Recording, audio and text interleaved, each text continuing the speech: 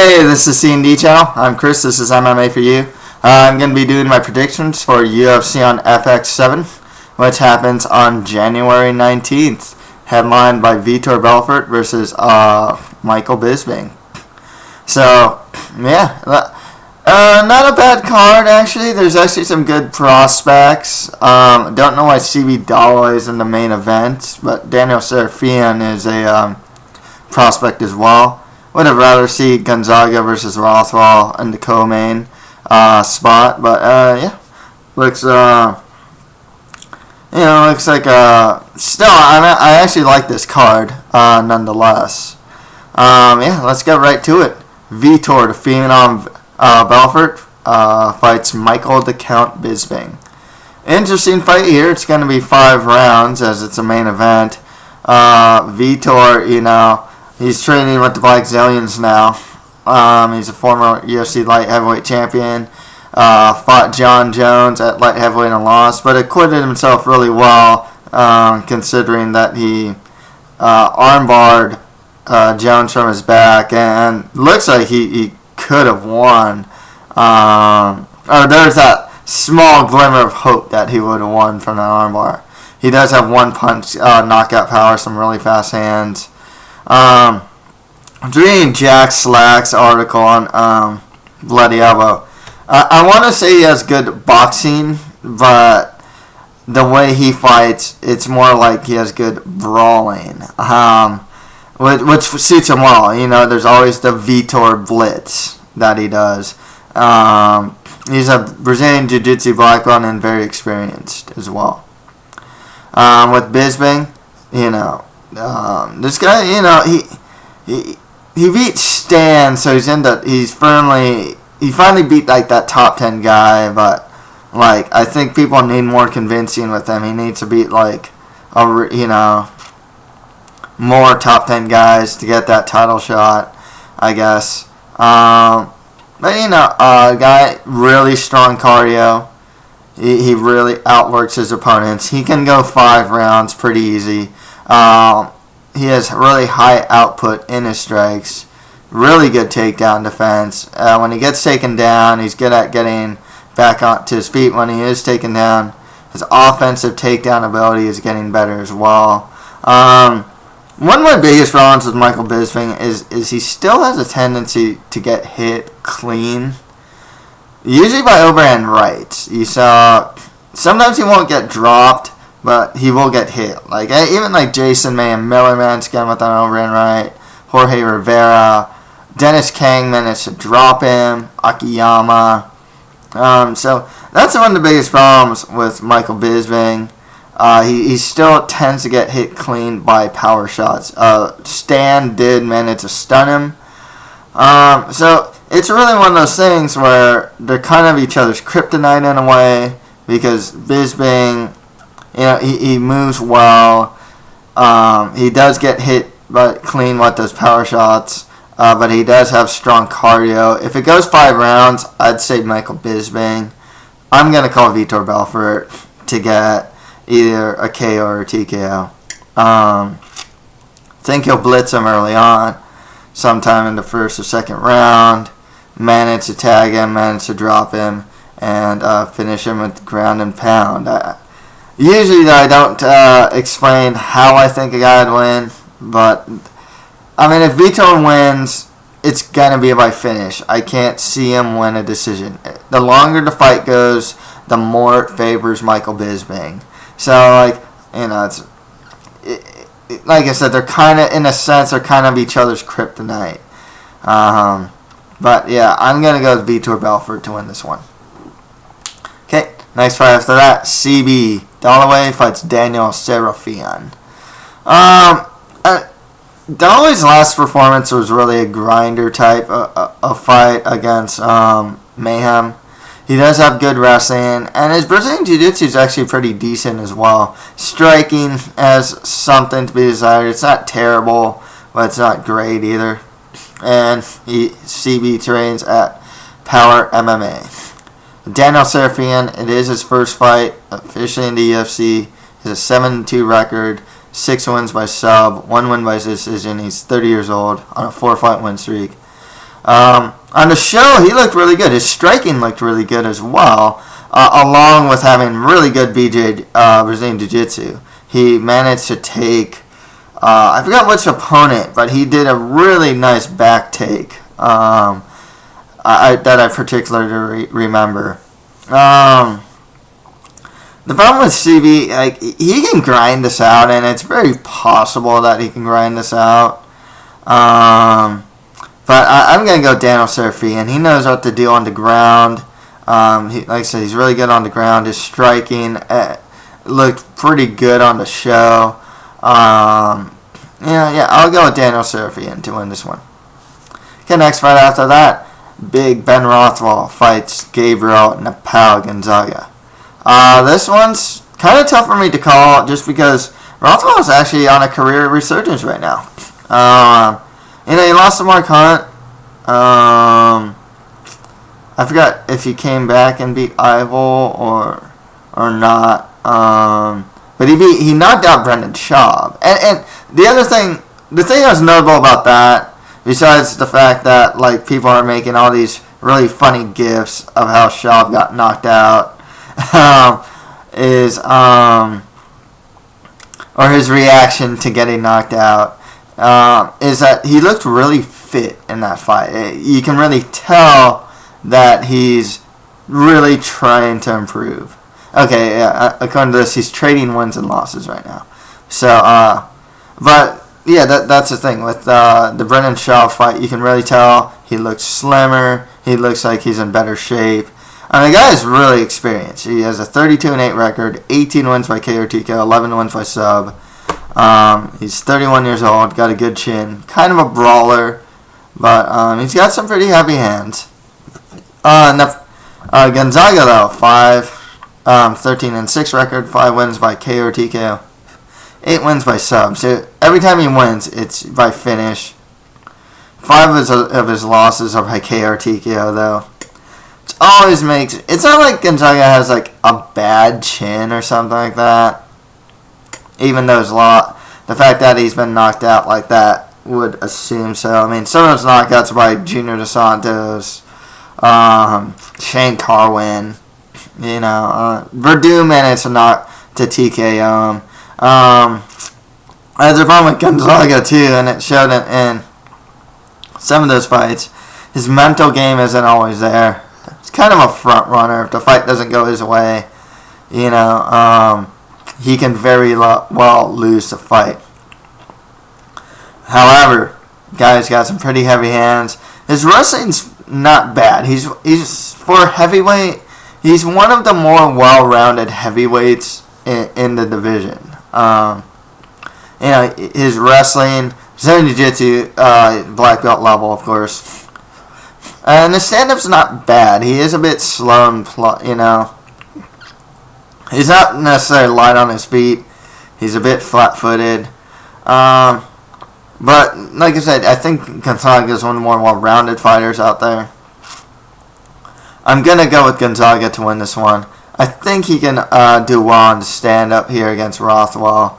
I don't think Rothwell particularly has an advantage in the stand-up, to be honest. Or I don't even know if Gonzaga necessarily has a advantage in stand-up. He might have a little more versatility because he uses a lot of kicks along with punches. But Gonzaga also has good takedown game and really good Brazilian Jiu-Jitsu. So I'm going to go with Gabriel Gonzaga to win this one. I'm kind of hoping he shows what he did in his last fight and what Damian Maia's been doing. Forget that you're a kickboxer, and remember, I hope he remembers he's a Brazilian Jiu-Jitsu black belt and uses it. Okay, next fight after that, Khabib Nurmagomedov fights Thiago Tavares. Tough one for me to call here.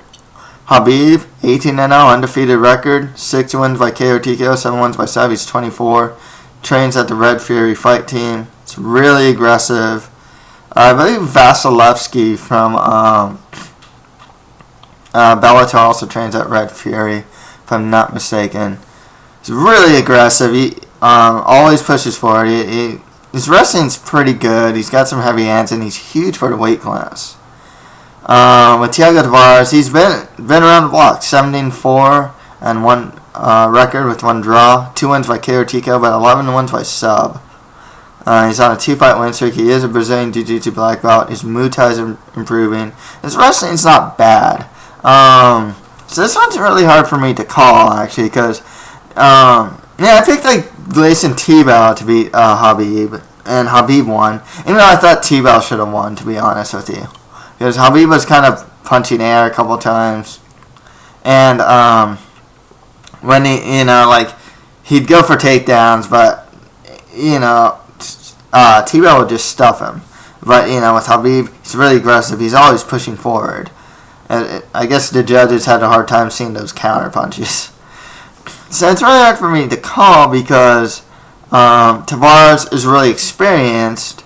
I think he has the better overall technique in most areas of the game, especially Brazilian Jiu-Jitsu, but his Muay Thai is solid, has been showing to be really solid as of late as well. So I think he's probably the more well-rounded fighter, Thiago Tavares, and the more technical fighter. Whereas Khabib's definitely, I think he's going to be the bigger fighter, Khabib is. But he's also going to be the more aggressive fighter. So that's where it gets really tricky for me. This one's pretty tough to call. And especially since Khabib just came off a win over a good, mid-tier gatekeeper type in, Gleison Tebow. And he's still young. Well, they're both still young. Khabib's 24. Tavares is 28. The problem is I'm not sold on Khabib. I think that's my biggest problem with him. I'm personally not sold on him despite his wins because, like I said, it looks like he's getting by mainly on a lot of it is his, aggressiveness, but not necessarily technique. He really loops his punches for one thing. And his wrestling's good, but it's more his aggression that gets him by. Gosh, you know what? Like I said, tough fight for me to call. I'm not sold on Khabib yet. I'm going to go Thiago Tavares to win this one. Just a little more proven, little more technical. I'm going to go with him to win this one. Okay, on to the prelims. Andrew Craig fights Honey Marks. I'm actually really curious to see how both these guys do because they are prospects and good prospects for the middleweight division. Honey Marks is huge for middleweight. He was not even a small light heavyweight when he fought Carlos Vamola, and he's just a huge middleweight. One thing with Honey Marks, trains at Nova União. He's pretty well rounded. I mean, his Muay Thai is solid, his Brazilian Jiu-Jitsu is good, and his wrestling is good as well. His takedown defense, he showed it against Aaron Simpson, isn't too bad either. And he's only 24 years old. With Andrew Craig, 8-0, undefeated record. 2 wins by KO TKO, 1 win by sub. He's 26 years old. Real resilient guy. This is a guy that's never had to fight against Kyle Noak. I think he lost the first round, came back, and won the next rounds. Rafael Natal was beating him up, and then he got a head kick. So that was one of the cooler comebacks. But it kind of shows with Craig's stand-up defense. I mean, Natal's not much of a striker, and he's beating him up on the feet. But Craig does have some good... his striking is good, and his wrestling's pretty good. But I got to go with Honey Marks here. A little more well-rounded, trains at a really good camp, and he's really big for the weight class. So Honey Marks for the win there. Okay, next fight after that, Nick Lentz fights Diego Nunes. This one's actually going to be... this one's kind of tough for me to call because I've actually been really impressed with what I've seen from Nick Lentz as of late. He's training at American Top Team. He looks good at featherweight. I mean, he seriously dominated Eiji Mitsuoka in his last fight. He showed some really good... he's good in the clinch. His wrestling's good. And his Brazilian Jiu-Jitsu is really solid. And striking's improving as well. However, he's finally got Diego Nunes. In the WEC and the UFC, he's always fought to decision. If you watch the Bart Palashevsky fight, it looks like he's really trying to finish his fights now. One thing about Diego Nunes, I think he's still training at Nova União, or else he moved to X Gym, or he trains at both. On the Fight Finder, it says that he's training at X Gym at this time. His stand-up side, it's really kick heavy, but when he does throw hands, he tends to show that he has heavy hands. I mean, you get to see it in the Kenny Florian fight. I think he stumbled Dennis Seaver a little. I mean, he didn't drop him, but I think he stumbled him with his hands, and he dropped Bart Palashevsky. So when he does throw his hands, he usually shows some pretty heavy hands. He has good cardio. He usually goes to 3 rounds and goes at same pretty high pace all of his fights. But one thing about Nunes is he's shown some really good takedown defense and ability to get back to his feet when he is taken down. That's why I think with Lentz's game, if he tries to impose, especially his clinch game and wrestling game, I think that Nunes, and this is true with a lot of guys he's trained out in Nova União, they have really strong takedown defense. They don't concede the takedowns, especially when they're up against a cage really easily, and when they are taken down to get back to their feet. And Nunes has kind of shown that. So, with that said, I am going to go with the gun, Diego Nunes, to win this fight. I think he's going to, use his movement, use his kicks when he does punch. It's pretty heavy-handed. I think he'll be able to thwart the takedowns and win the fight. Okay, next fight after that, Lucas Martins fights Edson Barboza. Martins is taking the fight on short notice. This should be a really fun fight because he's mainly, from what I've seen, he's mainly a Muay Thai guy. He's 11-0 undefeated. 7 of his wins are by KO or TKO. 3 wins by sub. So he's a finisher. He trains out of the famed Shuto Box. He's 24 years old. He is taking the fight on short notice, and it is his first fight in the UFC, though. Edson Barboza. His only loss is to Jamie Varner, but looking at it now, Jamie Varner has turned out to be a real, he came back to the UFC on fire, pretty much. I mean, he knocked out, he TKO'd Edson Barboza. He lost to Joe Lozon, but it was a Fight of the Year candidate, and he looked really good in that fight, and he just beat Melvin Gillard. So there's no shame in losing to Jamie Varner in hindsight. When he first lost, because he was so hyped and whatnot, it's like, oh, wow, you lost to Jamie Varner, Now it's like, dang, Jamie Varner's pretty good, I'm kind of selling Jamie Varner short here because, he's always been really inconsistent. I mean, the guy lost to, Dakota Cochran, in the regional scene. And he's looked flat in some performances. That's why it seems like I'm kind of selling him short. But he's always been a good fighter. It's just that he's shown inconsistency in his career. But as of late, he's looked really good.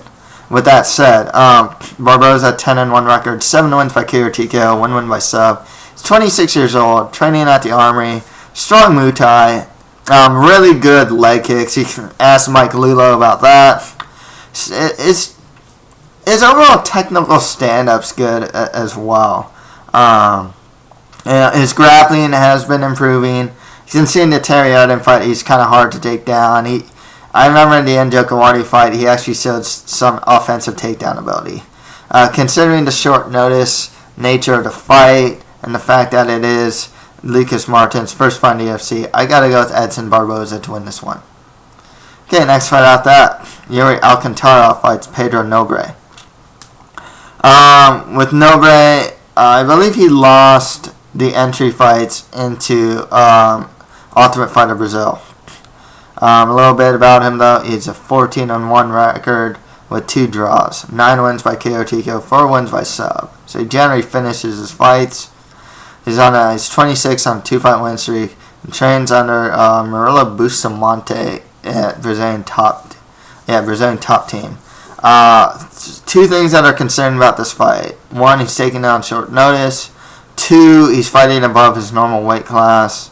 And 3, it's his first fight in the UFC. I want to even go so far as to say that his normal weight class might even be at featherweight. The Yuri Alcantara 28-4 record. He was on a really long win streak over some good guys. Yeah, I mean, he knocked out Ricardo Lamas, he beat Omigawa, Vitor until he fought Hakan Diaz. But Hakan Diaz is really good himself. But with Alcantara, 28-4 record, 12 wins by KO TKO, 12 wins by sub. He's 32. His stand-up's really solid. His Brazilian Jiu-Jitsu's pretty strong as well. There was, I think, the Omigawa fight where he showed some not so great cardio. So I'm always concerned about his cardio. But otherwise, I got to go with Yuri Alcantara to win this fight. Okay, next fight after that, if I'm not mistaken, his brother is fighting. Aldemar Alcantara fights Wagner Prado. This is actually another theme in this fight. Aldemar is taking this fight on short notice. He usually fights at 185, and he's taking this fight at 205, and it's his first fight in the UFC. He's a good fighter. He's a solid fighter. He's not fighting at his normal weight class, and there's definitely things that work against him. With Prado, he has an 8-1 record. That one loss was to Phil Davis, and he has a 1-0 contest. 7 wins by KO TKO, 1 win by decision. He's 24. He trains at Team Nogueira. Guy's one punch knockout power. He's big for the weight class. Stand-up's good. He's only a blue belt in Brazilian Jiu-Jitsu. His weakness definitely is in the ground. But considering the short notice and the fact that Alcantara is fighting above his weight class, I got to go with Wagner Prado to win, especially if this fight stays standing. Okay, next fight after that, Godofredo Pepe Castro fights Milton Vieira. This one's kind of hard for me to call. The thing with Pepe, though, his game, his strength with his Brazilian Jiu-Jitsu is also Milton's strength. And Milton Vieira is credited as the inventor of the Anaconda choke. His whole front headlock series is really good. But with Milton, he trains at Brazilian Top Team. He's been fighting for a long time. He's 34 years old. And he's been fighting for a while now. Brazilian Jiu-Jitsu black belt, of course. Strong submission game. The thing with Pepe, too, you actually see him pull guard, and that's just not going to work against Milton Vieira. So I'm going to go with Milton Vieira to win this one. Okay, and finally, oh, my bad. And finally, Francisco Trinaldo fights CJ Keith. With CJ Keith, the last time I saw him, he lost against Ramsey Nijem. It's 8-1 record, 3 wins by KO TKO, 2 wins by sub. He's 26. I believe he does have some wrestling background. His striking's not too bad as well. However, with Trinaldo, Masaranduba, trains at Constrictor Team. He's huge for lightweight. This guy was fighting at middleweight on Ultimate Fighter Brazil. He tends to overpower his opponents. His wrestling's good. His Brazilian Jiu-Jitsu's solid. His striking, it's a bit wild. He definitely loops his punches. But when it connects, you saw it against T-Bell. He can drop guys. He's also shown good ground and pound. So I got to go with Masaranduba here. Francisco Trinaldo to win this one.